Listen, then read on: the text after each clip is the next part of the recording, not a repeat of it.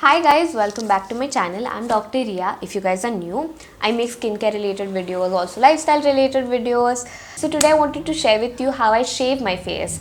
So I'll put a B-roll clip over here for every step that I'll try to explain while I'm trying to explain. And I've also made a few notes so that I don't skip anything. Any place we wander to, any season we go through, I'll be fine as long as I'm with you.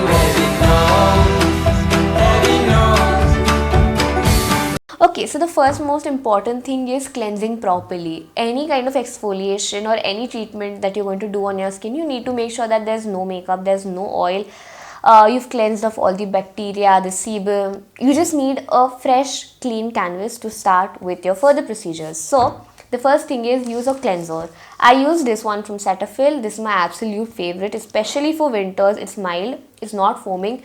So if a cleanser is cream based, that means not foaming and lathering, it's a milder cleanser, and you need to massage it into your skin for a couple of minutes to 5 minutes to make sure that it has cleansed properly. But the benefit is, because you need to massage it for longer, it is not stripping the oil, it's also adding moisture without lathering and everything. So most of the times people don't like Cetaphil because they're not using it properly. For cleansers like Cetaphil, you need to massage them into your skin for a while, let them cleanse, let them do their milder cleansing procedure with that time. Okay, once you're done with cleansing, you can I apply a aloe vera gel. Alternatively, you can also use the foams that you get for shaving, the ones that the guys use. Don't use oils. I have made a video, or I will be making a video about what you're not supposed to do while shaving. So go down and check that one.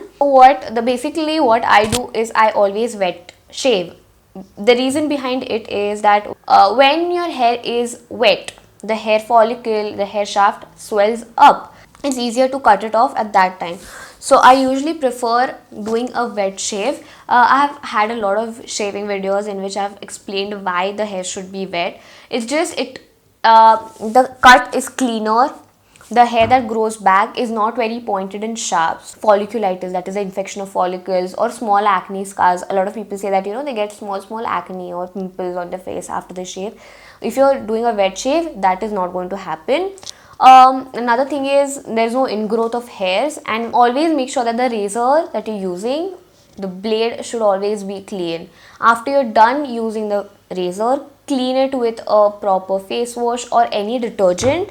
Put rubbing alcohol or your sanitizer, dry, and then store it, because this can get rust, this can get infected, this can have a lot of bacteria, fungus, whatever it is. So make sure that you're cleaning this after use also, and before use, make sure you just dip it in your sanitizer or alcohol. Use a fresh razor, because over time the edge of the razor gets blunt, so you want to make sure that the razor is sharp. The next thing is, you always shave with the direction of your hair shaft. Hold your razor at 45-degree angle and then go downwards. That is the best way to remove hair on your face or on your body in general. This way there is no ingrowth of hair, there is no infection. Don't press too hard on your skin while you're shaving, because then you scrape your skin off. You don't want to damage your skin, you just want to remove the hair.